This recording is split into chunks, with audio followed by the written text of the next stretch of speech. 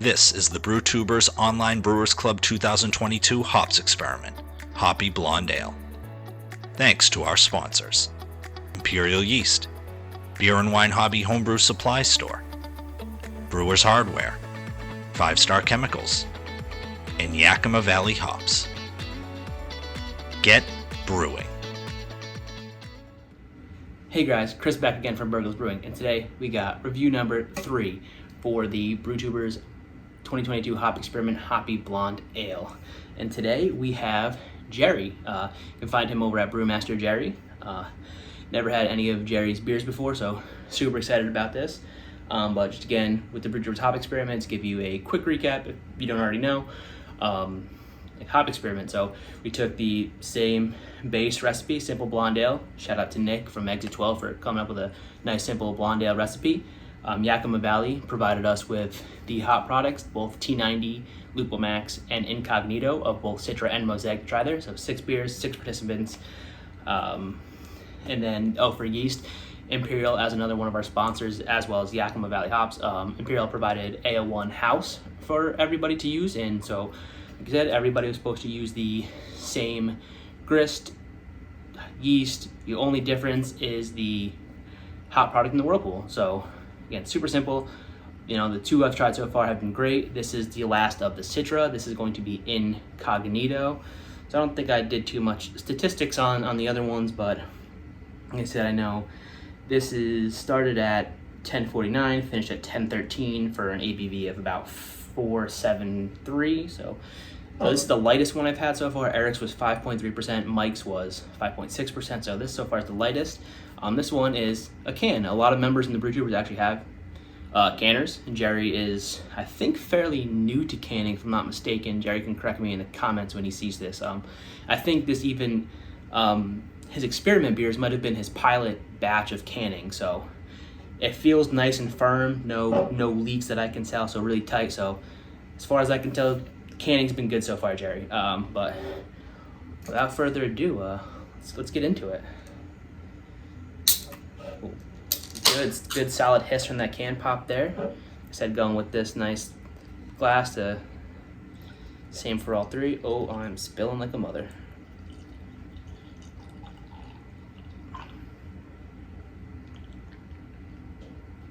I'll stop a little short so I don't dump anything and have a repeat of Mike's beer from last night. All right, so this looks very golden, maybe a little deeper gold than the first 2.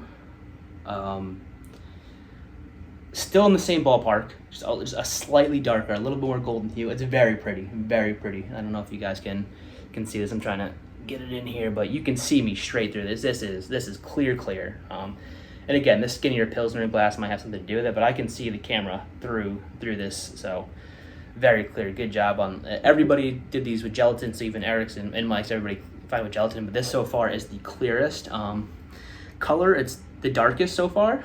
Not overly dark. I still think it fits in the blonde realm. It might be pushing maybe pale a little bit. Other than that, I mean, it's a pretty looking beer. I mean, look at the good head sticking around a little bit. You can see it start to catch the glass. Well, I don't know if the color, because I don't know if you guys are familiar with what Incognito looks like, but it's kind of like basically a hop oil, but it's thick like molasses. So when it pours out, it kind of pours almost the color of this. It's a deep gold, not quite as dark as molasses, but more like a maple syrupy color from what I've seen. So maybe that's picking up a little color. Like 4 ounces of that in a 5-gallon beer might be a lot, so maybe it could tilt the color. Don't know, but let's go in for aroma.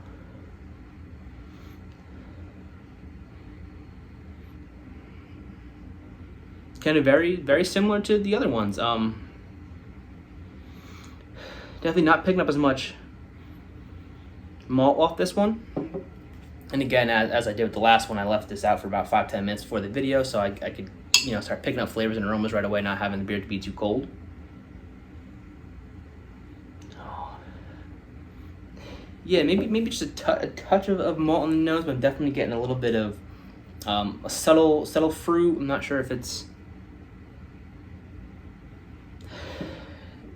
maybe like the Citra, the passion fruit from Citra that we've gotten from the other two so far too, but I think it's a little more prominent. But not getting any of like the orange, grapefruit, zest, any of that. Just definitely, the fruity I'm picking up is definitely slightly tropical.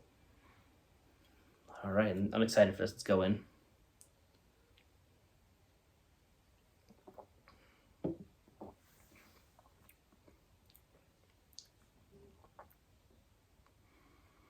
So right off the bat, noticeably less bitter.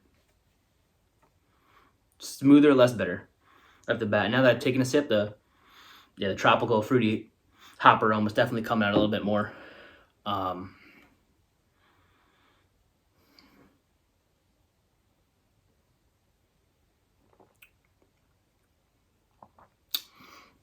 As far as the flavor goes, and again, I'm not getting any of, just like with the LupoMax, because it's kind of like a concentrated hop product, all the vegetal matter is out. I'm not getting any of the dank, piney, earthy characters I got a little bit out of the T90.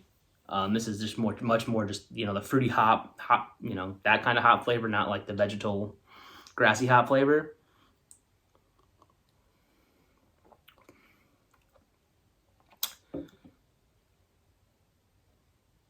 Yeah, definitely much more tropical too. Definitely, I'm not picking up any, I don't think I'm picking up any citrus.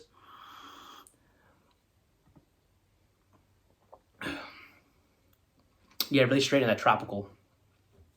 I'm like a deeper passion fruit, maybe a hint of like a guava or a papaya, something like that, but not really any citrus to think of. No, like I said, no pine, no dank.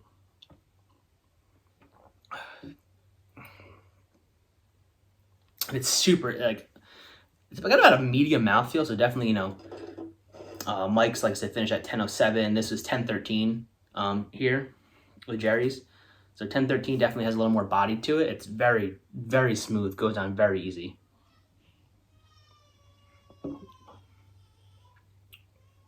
It's super smooth. Maybe definitely get a little more of that malt presence in the flavor and the aroma. Like I said, like that touch, that whisper of honey malt that Nick added to this recipe does wonders. It's fantastic to give us a little bit of body, a little sweetness. I think it plays really well with the Hoppy Blonde because it's really helps push the sweet fruity hop flavors and gives it a little more body than you would with just like a typical, just all 2-row, maybe a touch of something, or Pilsner for a blonde. It gives it a little more to hold up to it. But I will say, I think the hop flavor and even aroma, I'm not picking up as much in this as the other two.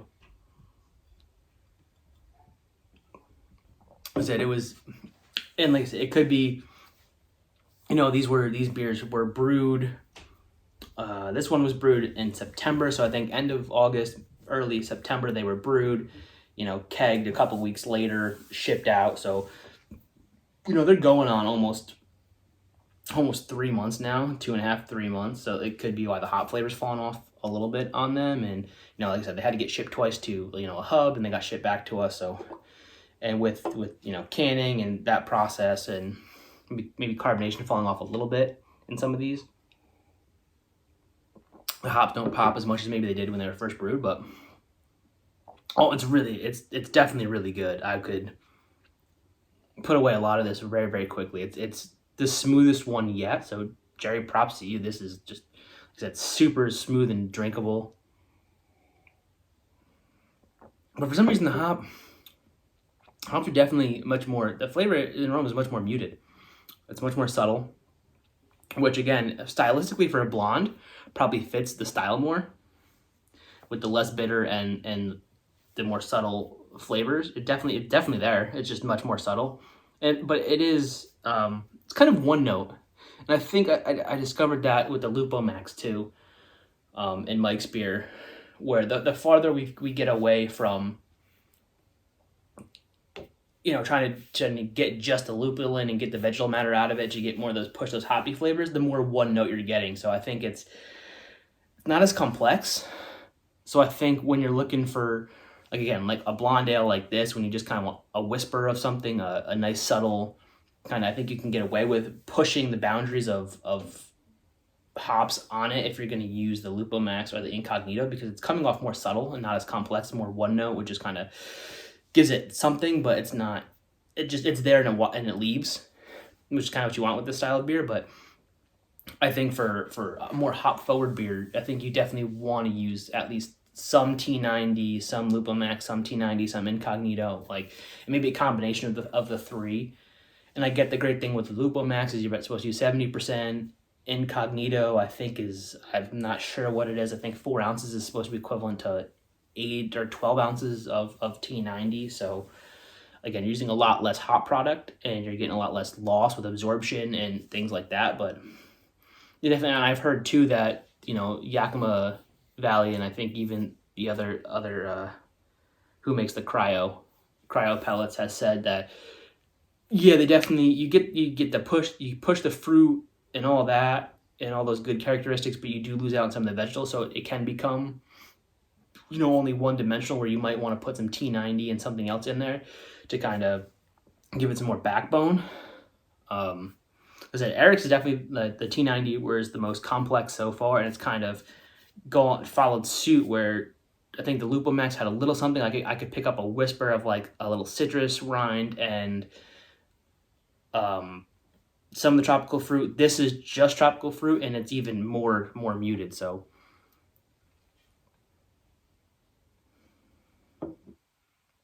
yeah, I don't think it's under carb's still sticking around. Look at that, really nice. Get some lacing on there.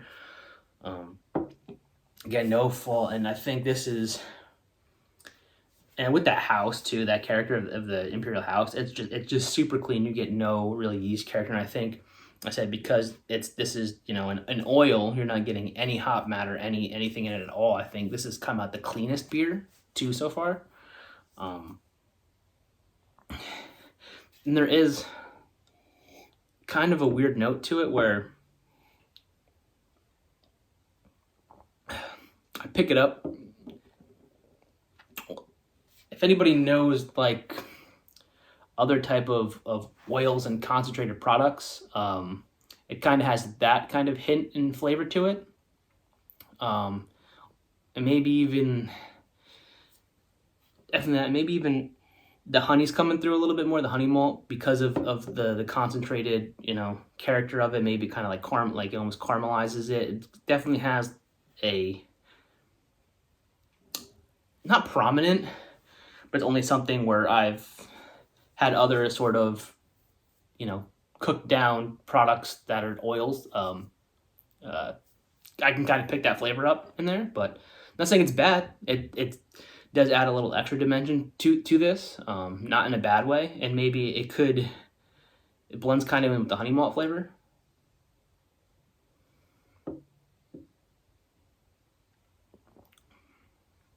But yeah, this is super good. I will gladly finish the rest of this glass. Jerry, great beer. I can't wait to, if I get the chance to try more of your stuff. This is really, really good. Like I said, smoothest so far.